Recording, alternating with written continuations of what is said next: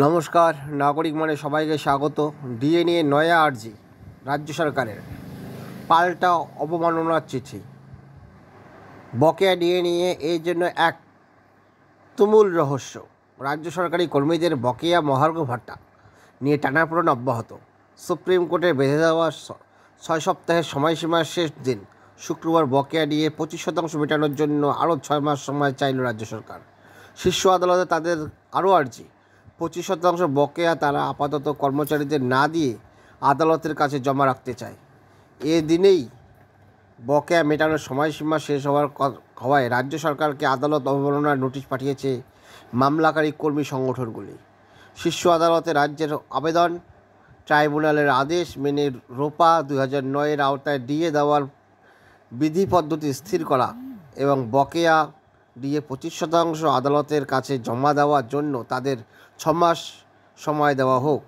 DA দেওয়ার নীতিগত বিরোধিতা করে এই আবেদনেই বর্তমান আর্থিক পরিস্থিতি, কেন্দ্রের বঞ্চনা এবং কর্মচারীদের জন্য সরকারের খরচের বহরের প্রসঙ্গ তুলেছে রাজ্য। নবান্নের বক্তব্য, ডিএ দেওয়া সরকারের আর্থিক অবস্থা মর্জির উপর নির্ভরশীল। একটি সূত্রের মতে গ্রীষ্মকালীন ছুটি শেষে আদালত খুলবে 14 জুলাই। এখন চালু অবকাশকালীন বেঞ্চ এই শুনানি হবে না। আগামী 4 আগস্ট নির্ধারিত দিনেই শুনানি হতে পারে। কনফেডারেশন অব স্টেট গভর্নমেন্ট এমপ্লয়িজের সভাপতি শ্যামল কুমার মিত্র এবং সাধারণ সম্পাদক মলয় মুখোপাধ্যায় বক্তব্য, মনে হচ্ছে বিচারপতি সঞ্জয় কারোলের বেঞ্চকে এড়িয়ে যেতেই সময় নষ্ট করতে চাইছে নবান্ন। তাদের আইনজীবী ফিরদৌস শামীমের মন্তব্য, সুপ্রিম কোর্টের আগেই নির্দেশ বহাল আছে, তাই বকেয়া না মেটানোর আদালত অবমাননা হয়েছে। বেতন, ডিএ, স্থায়ী খরচ, এখানে অর্থ সংকটের যুক্তি চলে না। রাজ্য কর্মচারী পরিষদের সভাপতি দেবাশিস শীলের প্রতিক্রিয়া, আদালত অবমাননার নোটিশ পাঠাচ্ছি। সংগ্রামী যৌথ মঞ্চের আইনজীবী বিক্রম বন্দ্যোপাধ্যায় এবং সুদীপ্ত দাশগুপ্ত বলেছেন, রাজ্য আদালত অবমাননা করেছে, এই আবেদন সময় নষ্টের চেষ্টা। তৃণমূলের সরকারি কর্মচারী ফেডারেশনের প্রতিষ্ঠাতা এবং পেনশনার্স অ্যাসোসিয়েশনের রাজ্য সভাপতি মনোজ চক্রবর্তী বলেন, সরকারের এই সিদ্ধান্ত অনভিপ্রেত। তারাও সরকারকে বিরোধিতা করেছে। অনেকেরই ধারণা, মামলা চলাকালীন বকেয়া 25% টাকা আদালতে জমা রাখতে চাইছে রাজ্য, যাতে মামলার রায় সরকারের পক্ষে এলে সেই টাকা ফেরত দেওয়া যায়। সুপ্রিম কোর্ট রাজ্যের দাবি, ডিএ বাধ্যতামূলক হতে পারে না। সর্বভারতীয় মূল্যসূচকের উপর ডিএ নির্ভর করে না। কেন্দ্রীয় হার অনুযায়ী ডিএ দিতেও বাধ্য নয় রাজ্য। নবান্নের যুক্তি, মূল্যবৃদ্ধি সামাল দিতে ডিএ দেওয়া হয়, কিন্তু মূল্যবৃদ্ধির 100% প্রভাব এড়াতে গেলে অতিরিক্ত মূল্যবৃদ্ধির আশঙ্কাও তৈরি হয়।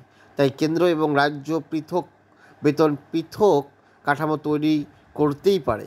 রাজ্যের দাবি, তাদের আর্থিক পরিস্থিতি ভালো নয়, চলতি অর্থবর্ষে এমন কোনো খরচের জন্য বরাদ্দ ধরা নেই, তাই ধার করা ছাড়া উপায় থাকবে না, যা কঠিন এবং সময় সাপেক্ষ। তাই অন্তত আরও 6 মাস সময় দেওয়া হোক।